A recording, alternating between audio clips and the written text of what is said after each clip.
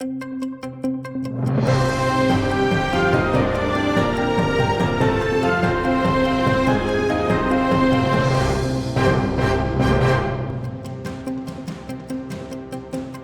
неспокійно було в окупованому Криму в ніч на 21 серпня.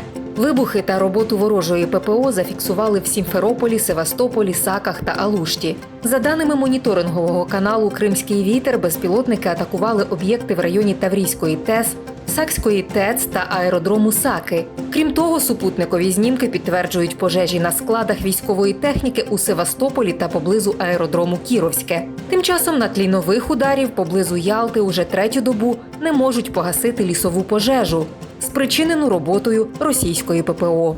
Агресор повинен відчувати якомога більше наслідків війни на своїй території. Відтак, Сили оборони України продовжують завдавати точних далекобійних ударів по військово-промислових об'єктах та інфраструктурі ворога. Так, в ніч на 21 серпня було уражено нафтопереробний завод у Пермі за 1600 кілометрів від кордону, аеродром Маринівка у Волгоградській області та низку ворожих цілей у Чорному морі. Також є підтвердження попередніх ударів по військових цілях, повідомив у соцмережах президент Володимир Зеленський. Також маємо підтверджені результати попередніх ударів. На аеродромі Ахтубінськ пошкоджено російський літак Су-34. Відстань – близько 600 кілометрів від лінії фронту. А в Приморську-Ахтарську за майже 180 кілометрів уражено місце зберігання, підготовки та пуску ударних дронів, якими росіяни б'ють по наших людях.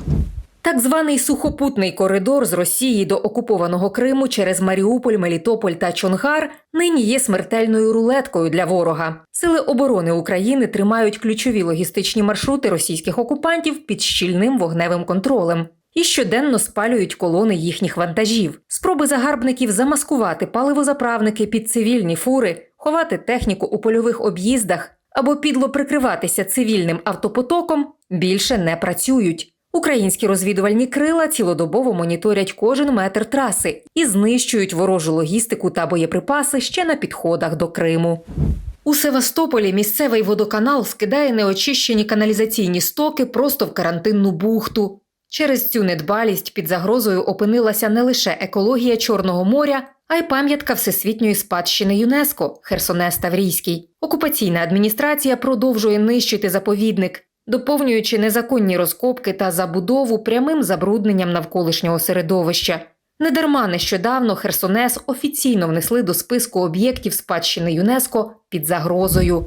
Літературний фестиваль «Кримський інжир» проходить у Києві 21-22 серпня. Цьогоріч уже в шосте. Проєкт виріс із одноіменного конкурсу для письменників, поетів, перекладачів та есеїстів. У програмі заходу серія інтелектуальних дискусій про деколонізацію та збереження зв'язку з окупованим півостровом, презентації книг, нагородження переможців.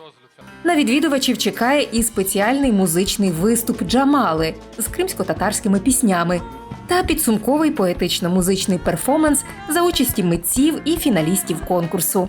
Це літературний проєкт, який ми розпочали 8 років тому, як конкурс для письменників, поетів, перекладачів.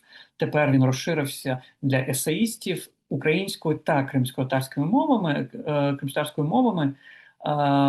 для того, щоб популяризувати тему Криму та тему кримських татар в публічному інтелектуальному дискурсі українському, і фактично посилювати цей зв'язок між Кримом та вільними територіями України, а також важливо це про розвиток кримськотатарської мови і кримськотатарської літератури. Росія вже традиційно сама краде чуже, але звинувачує у злочинах інших. У посольстві РФ у Вашингтоні відкрили пропагандистську фотовиставку «Кримське золото». Цивілізована Європа грабує російські скарби. Вона присвячена поверненню артефактів з Амстердамського музею до України. Такі заходи – частина дезінформаційної кампанії Кремля, щоб дискредитувати рішення міжнародних судів і формувати викривлену реальність для західної аудиторії.